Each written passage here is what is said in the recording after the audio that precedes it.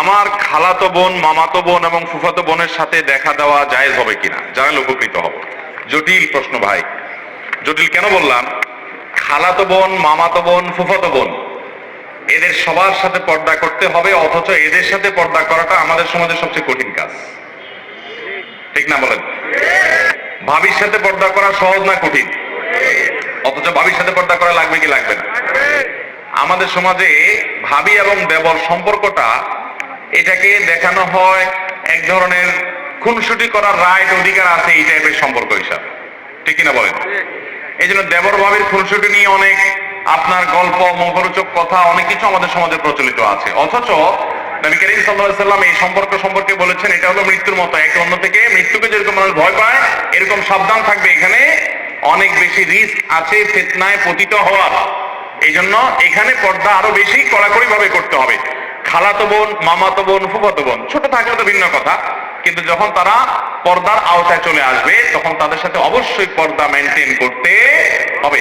পর্দা মেনটেন না করার কারণে তলে তলে কত গুনাহ, কত অপরাধ, কত জেনা, কত সম্পর্ক নষ্ট হচ্ছে, কত জটিল পরিস্থিতি তৈরি হচ্ছে, আমরা সেটা অনেকেই জানি না। বিধায় এই খালাতো বোন, মামাতো বোন, ফুফাতো বোনের সাথে পর্দা করতে হবে। ঠিক একই কথায় বোনদের ক্ষেত্রে প্রযোজ্য, তারা তাদের খালাতো ভাই, মামাতো ভাই, ফুফাতো ভাইদের সাথে এবং এর সাথে চাচাতো ভাইও যোগ করেন, তাদের সাথেও পর্দা মেনটেন করতে হবে এবং তাদের সাথে দেখা দেওয়া জায়েজ হবে না।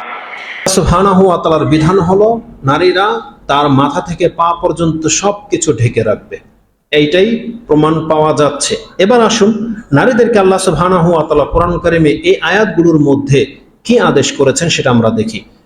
প্রথমে এই আয়াতগুলো পেশ করেছি বোঝানোর জন্য যে দেহ ঢাকার ক্ষেত্রে পুরুষের এটা কোনো বিধান নাই। পুরুষের উপরে দেহ ঢাকা ফরজ নয়, চেহারা ঢাকা ফরজ নয়।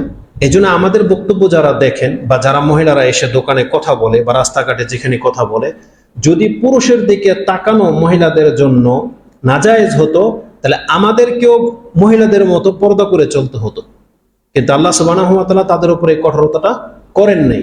তারা পুরুষের দিকে তাকিয়ে কথা বলতে পারে, তবে লালসার দৃষ্টি ছাড়া। রাসূলুল্লাহ সাল্লাল্লাহু আলাইহি ওয়াসাল্লামের একটা হাদিসের মধ্যে এটা রয়েছে। এমনিতে স্বাভাবিকভাবে তারা পুরুষের দিকে তাকাতে পারে, তাকিয়ে কথা বলতে পারে বিনা কোনো চাহিদাতে, এটা জায়েজ। কিন্তু কোনো পুরুষ তার চাহিদা থাক বা না থাক মহিলাদের দিকে তাকানোটা জায়েজ নাই। এই জন্যই মহিলাদেরকে বলা হয়েছে তোমরা পর্দা করে চলো, কারণ একজন ব্যক্তি কখনোই সম্ভব নয় সব সময় তার চোখ নত করে রাখা, বা চলতে ফিরতে মহিলা আসবে না, এটা হতেই পারে না।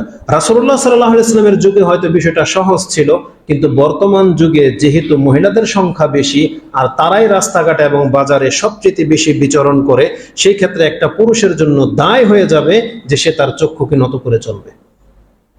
বরং কে যেন বলেছিল যে পরিস্থিতি এমন, বিল্ডিং এ আছেন আপনি, যারা এই যে উচ্চতলা বিল্ডিং গুলো রয়েছে, দোতলায় তিনতলায় যদি আপনি থাকেন, আপনি কোন দিকে তাকাবেন কোনো না কোনো মহিলা আপনার নজরে আসবে।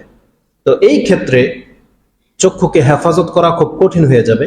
কিন্তু মহিলারা যদি নিজেদের পক্ষ থেকে পর্দা করে চলে তাহলে পুরুষদের দ্বারা এই পাপ কমে যাবে বা থেমে যাবে, তখন এই সমাজের বিপর্যয় রোধ করা যাবে।